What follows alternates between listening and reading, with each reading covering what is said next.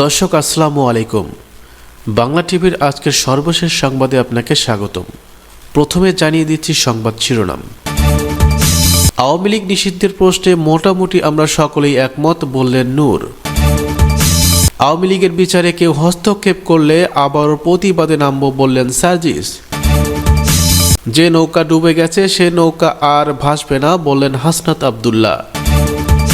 চাঁদাবাজির অভিযোগে 2 ছেলেসহ বিএনপি নেতা আটক, ছাড়িয়ে নিতে থানার সামনে বিক্ষোভ।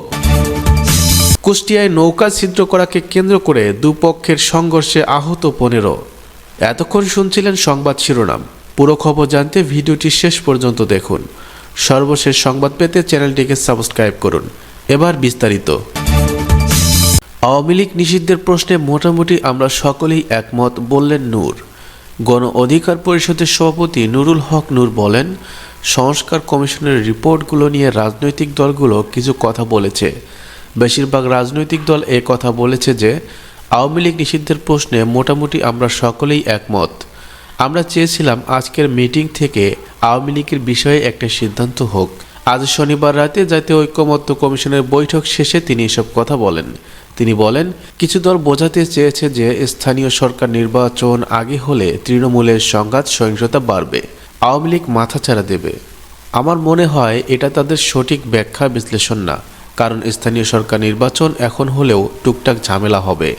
তিনি আরও বলেন, গত 53 বছরের ইতিহাসে আমরা দেখেছি যে নির্বাচিত সরকার যত ফেয়ার ভোটে আসুক, স্থানীয় সরকার নির্বাচনে তাদের প্রভাব থাকে। আমরা জানিয়েছি যে 6 মাস ধরে স্থানীয় সরকার ব্যবস্থা অচল হয়ে আছে। জাতীয় নির্বাচন যদি ডিসেম্বরে হয় তাহলে কিন্তু 10 মাস বাকি আছে। তাহলে এই 10 মাস কি স্থানীয় সরকারের প্রতিনিধিহীন থাকবে কিনা এ বিষয়টি বিবেচনার জন্য আমরা আহ্বান জানিয়েছি। নূর বলেন, জনপ্রশাসন ও আইনশৃঙ্খলা বাহিনীর যে স্থবিরতা, নিষ্ক্রিয়তা, প্রশাসনিক ফ্যাসিবাদের দোসরদের যে এখনও অবস্থান, যার ফলে গত 6 মাস সরকার কিন্তু পারফরমেন্স করতে পারছে না। স্বরাষ্ট্র মন্ত্রণালয় বা উপদেষ্টাদের কার্যক্রমে জনমনে অসন্তুষ্টি রয়েছে। স্বাস্থ্য মন্ত্রণালয়ের ধীর গতি রয়েছে। কৃষি এবং স্বরাষ্ট্র এরকম ভারী মিনিস্ট্রি 2 জনের পক্ষে সম্ভব না। তিনি বলেন, বিদ্যুৎ, জ্বালানি, রেল, সড়ক পরিবহন এরকম গুরুত্বপূর্ণ 3টি মিনিস্ট্রি একজনের পক্ষে পরিচালনা করা সম্ভব না। সেক্ষেত্রে আমরা বলেছি যে রাজনীতিবিদদের ছাড়া রাষ্ট্র পরিচালনা সম্ভব না। যারা আগামী 5 বছর রাজনীতিতে যুক্ত হবেন না, সেই শর্তে অভিজ্ঞ রাজনীতিবিদদের নিয়ে কঙ্কিত বাংলাদেশ বিনির্মাণে উপদেষ্টা পরিষদ পুনর্গঠন করতে হবে। আওয়ামী লীগের বিচারে কেউ হস্তক্ষেপ করলে আবারও প্রতিবাদে নামব, বললেন সার্জিস। জাতীয় নাগরিক কমিটির মুখ্য সংগঠক সার্জিস আলম বলেন, আওয়ামী লীগ ও তাদের দোসরদের বিচারে কেউ যদি কোনো হস্তক্ষেপ করে তাহলে জাতীয় নাগরিক কমিটি অথবা বৈষম্য বিরোধী ছাত্র আন্দোলন বলেন, আমরা ঐক্যবদ্ধভাবে হয় ওই ব্যক্তি অথবা প্ল্যাটফর্মের বিরুদ্ধে আবার শুরু হবে প্রতিবাদ। শনিবার সন্ধ্যা 7টার দিকে জাতীয় ঐক্যমত্য কমিশনের প্রথম বৈঠক থেকে বের হয়ে ফরেন সার্ভিস একাডেমির সামনে সাংবাদিকদের কথা বলেন তিনি বলেন, আমাদের দেশে একটা সমস্যা হচ্ছে। নেতারা খুনি হাসিনার মতো খুব সহজে সেফ এক্সিট পেয়ে যায়। এই গণ অভ্যুত্থানে যারা আন্দোলনে ছিল তাদের কিন্তু এই খুনি হাসিনা ও তার দোসররা ছাড়বে না। সে জায়গায় আমরা প্রত্যক্ষ এবং পরোক্ষ কোনো ধরনের নেগোসিয়েশন চিহ্ন দেখতে চাই না। যারা খুনি, যারা খুনিদের দোসর, তারা যে মত ও দলেরই হোক না কেন তাদের শাস্তি হবে। সার্জিস আলম বলেন, আমাদের এই গণ অভ্যুত্থান পরবর্তী সময়ে সবচেয়ে বড় প্রধান দায়বদ্ধতা হচ্ছে খুনিদের বিচার করা। আমরা এটা স্পষ্টভাবে জানিয়ে দিয়েছি। নাগরিক কমিটির মুখ্য সংগঠক বলেন, আমরা আমাদের জায়গা থেকে কিছু জিনিস খুব স্পষ্টভাবে জানিয়েছি এবং এটা পুরো বাংলাদেশের জন্যই। ছাত্রদের নেতৃত্বে ছাত্র জনতার অভ্যুত্থান হয়েছে। তরুণ প্রজন্ম তাদের জায়গা থেকে নেতৃত্ব দিয়ে একটা দায়িত্ব সম্পন্ন করেছে। এখন আমাদের রাজনৈতিক দলের যারা অগ্রজ আছেন, এখন তাদের সবচেয়ে বড় দায়িত্ব সবাইকে ঐক্যবদ্ধ করা যে আওয়ামী লীগ 5 আগস্ট অপ্রাসঙ্গিক হয়েছে বাংলাদেশ থেকে। যে আওয়ামী লীগ এই নামগুলোকে ব্যবহার করে সন্ত্রাসী কর্মকাণ্ড হত্যাযজ্ঞ চালিয়েছে তাদের বিরুদ্ধে এখন ঐক্যবদ্ধভাবে আমাদের প্রতিক্রিয়া দেখাতে হবে, নিষিদ্ধের প্রতিক্রিয়ায় যেতে হবে। এক্ষেত্রে যদি তারা তাদের নেতৃত্ব দিতে না পারে, এই তরুণ প্রজন্মের কাছে তাদের সামনে যুগের পর যুগ এই দায়বদ্ধতা বহন করতে হবে। যে নৌকা ডুবে গেছে সে নৌকা আর ভাসবে না, বললেন হাসনাত আবদুল্লাহ। বৈষম্য বিরোধী ছাত্র আন্দোলনের আহ্বায়ক হাসনাত আবদুল্লাহ বলেছেন, জাতীয় ঐক্যমত্য কমিশনের বৈঠকে একটা বিষয় স্পষ্ট করে বলেছি, যে নৌকা ডুবে গেছে সে নৌকা বাংলাদেশে আর কখনোই ভাসবে না। 5 আগস্ট ছাত্র জনতা জানিয়ে দিয়েছে বাংলাদেশ আওয়ামী লীগ এখন অপ্রাসঙ্গিক। শনিবার সন্ধ্যায় জাতীয় ঐক্যমত্য কমিশনের প্রথম বৈঠক শেষে ফরেন সার্ভিস একাডেমির সামনে সাংবাদিকদের এ কথা বলেন তিনি। হাসনাত বলেন, প্রধান উপদেষ্টার সঙ্গে ফ্যাসিবাদ বিরোধী যেসব রাজনৈতিক দল ছিল সবাই বৈঠকে এসেছিল। সবাই একটা জায়গায় একমতে পৌঁছেছি যে পরবর্তী বাংলাদেশে আওয়ামী লীগ অপ্রাসঙ্গিক। আপনারা দেখেছেন বিভিন্ন সময় বিভিন্ন দল যেভাবে মানুষ থেকে হারিয়ে যায়, যেভাবে অপ্রাসঙ্গিক হয়ে যায়, ঠিক একইভাবে আওয়ামী লীগও অপ্রাসঙ্গিক হয়ে গেছে। তিনি বলেন, আমরা আহ্বান জানিয়েছি সরকার যেন উদ্যোগ নিয়ে আইনি প্রক্রিয়ায় আওয়ামী লীগকে নিষিদ্ধ করে, যেন পরে রাজনৈতিকভাবে বা কোনোভাবেই আওয়ামী লীগ ফাংশনাল না হতে পারে, সেই বিষয়টি প্রস্তাব দিয়েছি। তিনি আরও বলেন, আওয়ামী লীগ নিষিদ্ধের প্রথম ধাপ হিসেবে প্রস্তাব করেছি আওয়ামী লীগের নিবন্ধন বাতিল করার।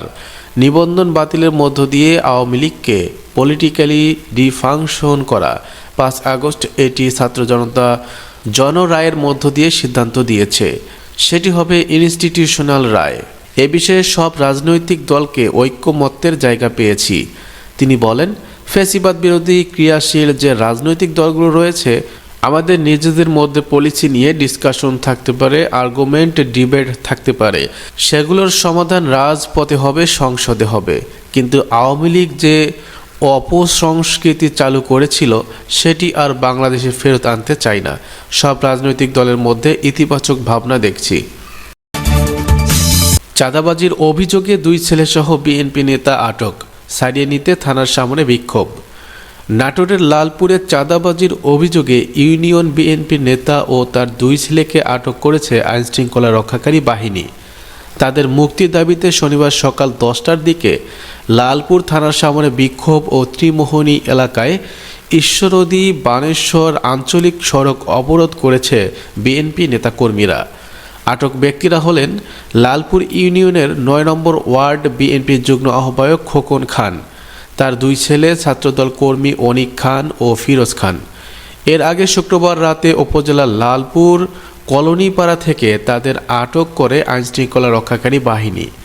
আটকদের পরিবারের সদস্যরা জানান, চাঁদাবাজির অভিযোগে শুক্রবার রাতে সেনাবাহিনীর সদস্যরা লালপুরের কলোনি গ্রামের খোকন খান এর বাড়িতে অভিযান চালান।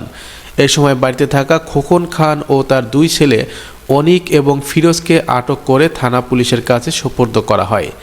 স্থানীয় সূত্র জানায়, তাদের আটকের প্রতিবাদে ও মুক্তির দাবিতে শনিবার সকাল 10টার দিকে লালপুর থানার সামনে বিক্ষোভ করেন বিএনপির কর্মী সমর্থকরা। এ সময় ঈশ্বরদী বানেশ্বর আঞ্চলিক সড়কে বেঞ্চ ফেলে ও টায়ার জ্বালিয়ে অবরোধ করা হয়। কিছুক্ষণ পর পুলিশের আশ্বাসে অবরোধ তুলে নেন তারা। দুপুর 1টা পর্যন্ত পুলিশ তাদের ছেড়ে না দেওয়ায় আবারও ঈশ্বরদী লালপুর বাঘা ও লালপুর নাটোর সড়ক অবরোধ করেন। এতে 2টি সড়কে শত শত যানবাহন আটকে যায় এবং চরম ভোগান্তিতে পড়েন পথচারীরা। লালপুর উপজেলার বিএনপির সাবেক সদস্য সচিব হারুন রশিদ পাপ্পু বলেন, একটি ভুল বোঝাবুঝির কারণে সেনাবাহিনীর সদস্যরা তাদের আটক করেছে। আমরা বিষয়টি জেলার নেতৃবৃন্দকে জানিয়েছি এবং প্রশাসনের সঙ্গে কথা বলেছি। দ্রুত একটা সমাধানের মাধ্যমে তাদের মুক্তির দাবি জানাই। কুষ্টিয়ায় নৌকা ছিদ্র করাকে কেন্দ্র করে দুপক্ষের সংঘর্ষে আহত 15। কুষ্টিয়ার কুমারখালী পদ্মা নদীতে মাছ ধরা নৌকার তলা ছিদ্র করাকে কেন্দ্র করে দুপক্ষের মধ্যে সংঘর্ষের ঘটনা ঘটেছে। এতে উভয় পক্ষের অন্তত 15 জন আহত হওয়ার খবর পাওয়া গেছে। এছাড়াও উভয় পক্ষের অন্তত 12টি ঘরবাড়িতে ভাঙচুর ও লুটপাটের পাল্টাপাল্টি অভিযোগ উঠেছে। শনিবার দুপুর 2টার দিকে উপজেলার শিলাইদহ ইউনিয়নের কসপা গ্রামে এই ঘটনা ঘটে। আহতরা হলেন উপজেলার শিলাইদহ ইউনিয়নের কাশবা গ্রামের আদালত প্রামাণিক, তার ছেলে জিসান প্রামাণিক, তাহের প্রামাণিকের ছেলে রাজীব ও রাকিব, হাসেম সর্দারের ছেলে শুভ, আজমতের ছেলে রাহিম, শহীদ কাজীর ছেলে সালাম কাজী, মিজানুর রহমান মন্টু সহ আরও অনেকেই। তারা উপজেলা স্বাস্থ্য কমপ্লেক্স কুষ্টিয়া সদর হাসপাতালে ভর্তি রয়েছেন। পুলিশ ও স্থানীয় সূত্রে জানা গেছে, কসবা গ্রামে মন্টু কাজী গ্রুপের সঙ্গে আদালত প্রামাণিক গ্রুপের একটি আধিপত্য বিস্তার নিয়ে দীর্ঘদিন ধরে বিরোধ চলছে। কাজী গ্রুপের লোকজন চাষাবাদের পাশাপাশি পদ্মা নদীতে মাছ ধরার কাজ করেন। নদীতে তাদের বেশ কিছু ডিঙ্গি নৌকা রাখা হয়েছে। শনিবার দুপুরে প্রামাণিক গ্রুপের সালাম কাজী গ্রুপের 5টি নৌকার তলাছিদ্র করেছিল। সে সময় সালামকে ধরে কিছুক্ষণ আটকে রাখার পরে ছেড়ে দেন কাজী গ্রুপের লোকজন। পরে সালাম দেশীয় অস্ত্র, লাঠি সোঁটা তার লোকজন নিয়ে কাজীপাড়ায় আসে। সে সময় উভয় পক্ষের মধ্যে রক্তক্ষয়ী সংঘর্ষের ঘটনা ঘটে। এতে উভয় পক্ষের অন্তত 15 জন আহত হয়ে বিভিন্ন স্থানে চিকিৎসাধীন রয়েছে। এছাড়াও বেশ কিছু বাড়িতে ভাঙচুর ও লুটপাটের ঘটনা ঘটে।